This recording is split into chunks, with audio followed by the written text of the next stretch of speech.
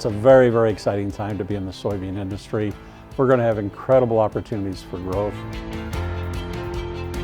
Hello and welcome to this edition of the State of Soy.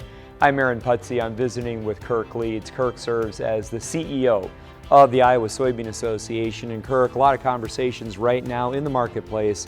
It's all about expansion of crush, expansion of soybean meal supplies to meet the biofuels demand that's out there. How do you see it from your perspective? Well, first of all, it's a very, very exciting time to be in the soybean industry.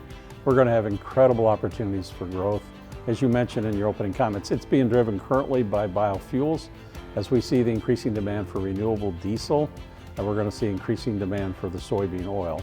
And as you know, we have an oil and meal components of soybeans. So as we continue to crush more for the oil, maybe a little less for the meal, you're going to have all of this meal that we need to move. And of course, meal is used for livestock feed. Some of that will be used here in the U.S. as we continue to support the livestock industry in Iowa and around the country, but it's going to have to come globally. And so upcoming missions that we have to try to continue to build markets in Egypt and Morocco, which we'll be in another week or so. We just got back from growth in markets in Cambodia and Indonesia. Those are both important markets. So China remains a very important market for us for the foreseeable future on the soybean side, and we're going to have to continue to move more meal around the world. What other countries are opportunities for the U.S. soybean growth? Well, you look where there's population growth, and so where you have growth around the world, you have to look at those markets. You also have to look at markets that have a protein need.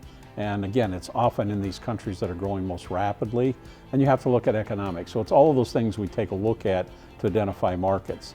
Southeast Asia is going to be the biggest market opportunity for us for the foreseeable future. So you've got China and the northern part of Asia, which is solid and established.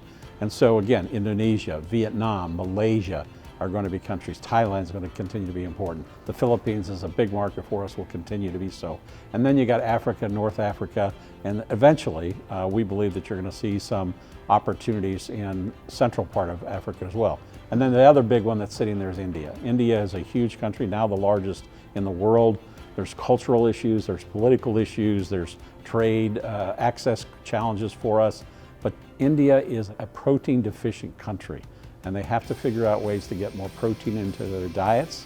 They have, again, religious restrictions, economic restrictions, ability to buy protein is a real challenge. But India long-term is going to be an important market.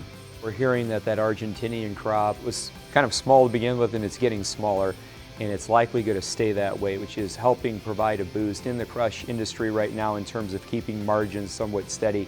One thing that is not so steady right now are those relationships between China and the United States.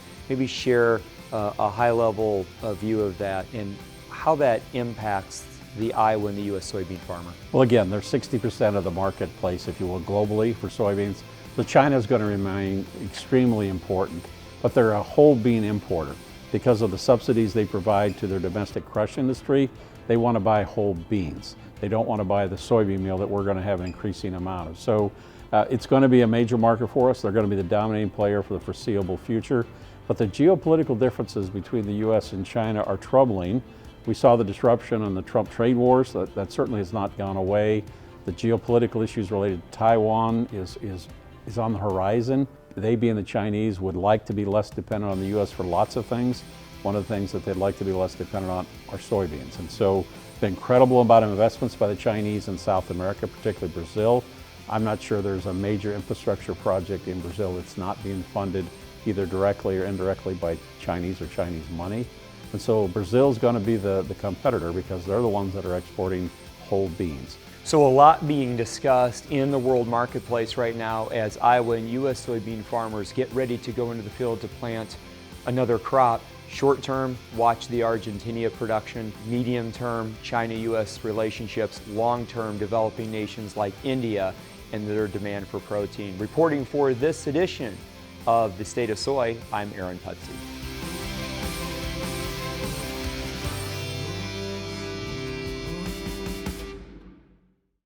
You know, everything starts with the land. We really respect farmers. There's nothing that we cannot help a client with. The brokerage, the management, the appraisal, and the investment are four pillars that really go so well together. We work with a lot of really great people working incredibly hard to provide for their families, their community, and the country.